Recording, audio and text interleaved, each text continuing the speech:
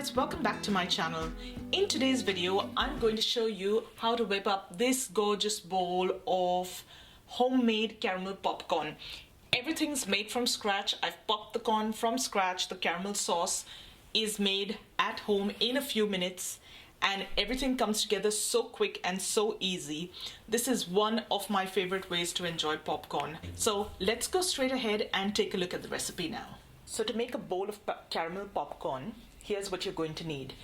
For the popcorn itself, I've got a little bit of cooking oil over here, about a tablespoon, maybe a little more than that, 1/4 cup of popcorn kernels, and we're going to use some salt to taste. And to make that beautiful caramel sauce to coat the popcorn, you're just going to need 3 little things. A tablespoon of butter, 1/4 cup of sugar. Now this is a fine grain sugar. You can use caster sugar if you'd like, and 1/8 teaspoon of soda bicarb. If you don't have a 1/8 teaspoon measure, you can simply do what I did. I used a 1/4 teaspoon and just put in half that quantity. Alright, so let's go on to the stovetop and get started. You're going to need a lightly greased baking tray to let your caramel popcorn set. I've been using these silicone baking sheets to line my baking trays. Been using it more or less for a month or so and I absolutely love them. You don't need to grease the sheet or anything. Now you can use any large heavy bottom pan to pop your popcorn. I'm just using my stainless steel pressure cooker because it's got a nice heavy base and it's large enough to accommodate all that popcorn. I somehow feel that you need a little bit of extra space to let them move and bounce around inside. What you're also going to need is a lid to put on top to contain all that popping action right in there. This lid's a little larger than the size of my pot, but I'm going to use it in any case because it is a glass top one, so you'll be able to see what's going on in there. So I'm heating my pot over some medium heat at this point. Once your vessel has heated sufficiently, you're going to pop in your cooking oil. I'm going to need a little more oil than that. You're basically looking to gently coat the bottom of the vessel with the oil. Since this is a slightly larger pot, I'm going to add a tiny bit more oil in there. Okay, so just putting a little bit more oil, about another teaspoonful, and you're going to let this oil warm up. The key to a good batch of popcorn is to know exactly when to put it on the heat. What I do is I take about 2 or 3 popcorn kernels and put that in there and give it a little bit of a stir. You just want that oil to coat those popcorn kernels.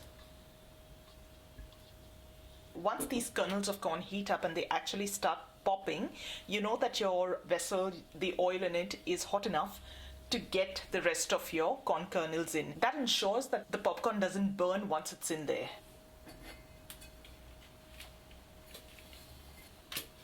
Okay, we've seen that the corn kernels have started popping. So in there goes the rest of my corn. I'm just going to stir that around to make sure that the oil coats all of those kernels. And you're going to now stand back and just wait for them to heat up. At this point, you might want to put a lid on.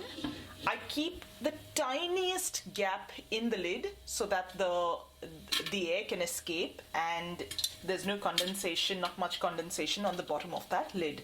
And I don't know whether you can see through here, but the corn has started popping. From time to time, just shake your pan around a little bit so that the kernels at the bottom of the pan don't burn.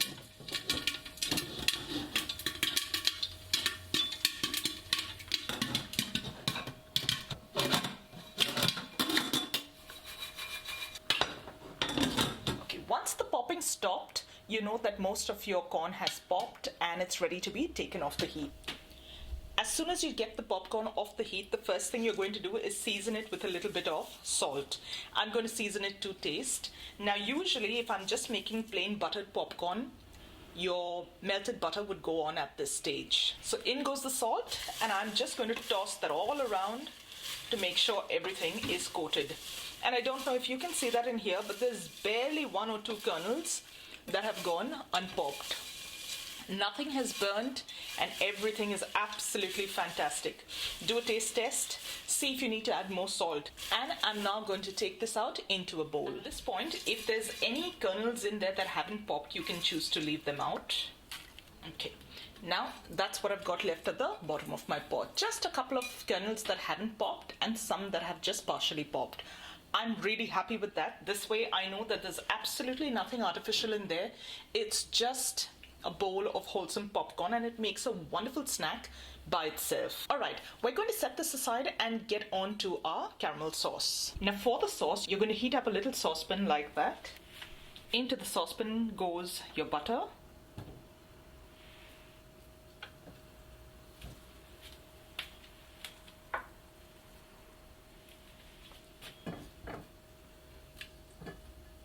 And the sugar.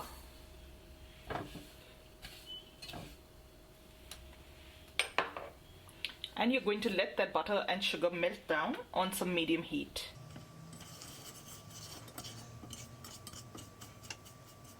The butter has completely melted and now I'm just going to spread that out into the pan and let that sugar melt down too. And you're very gently going to keep this moving till your butter and sugar melts down.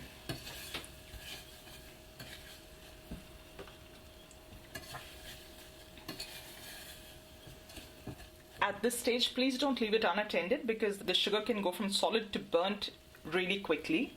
So stay watchful. You're looking for it to turn into a nice caramelly color. Now caramel color is just a matter of preference. If you like a richer, darker caramel like I do, you can leave it on for a little bit longer. If you like a lighter, sweeter caramel, take it off a little earlier.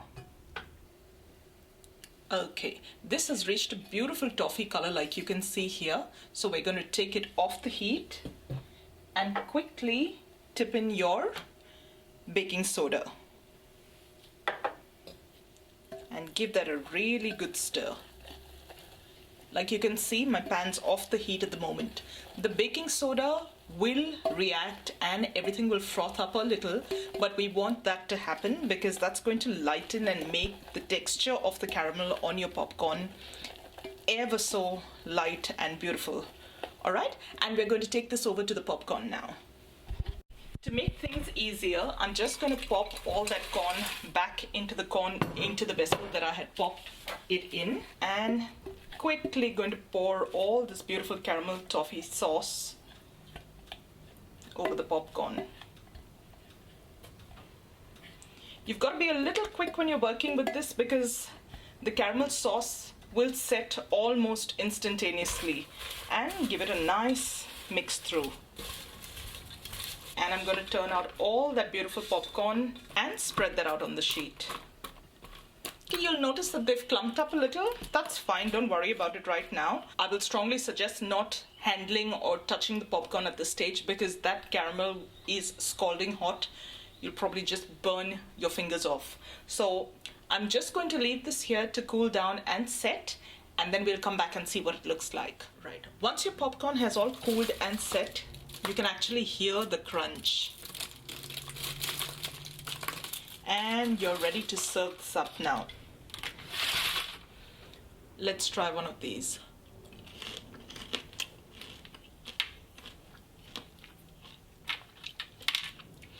This is just the way we like it.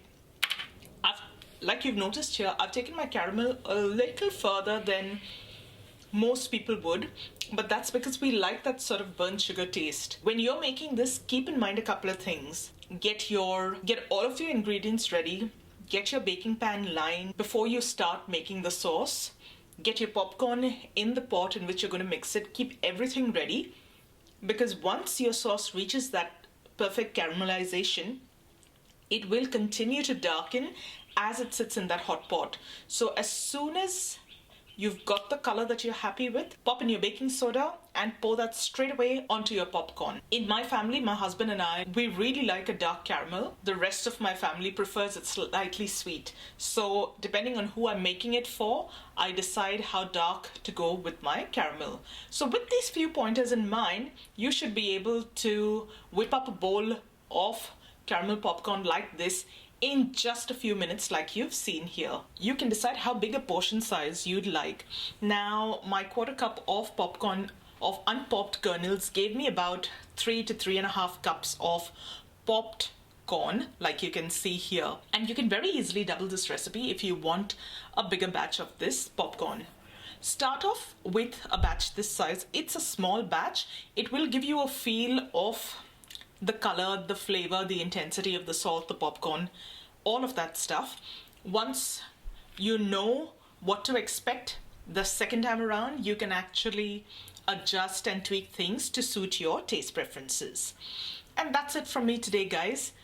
A little quick, simple, but super delicious recipe for this caramel popcorn.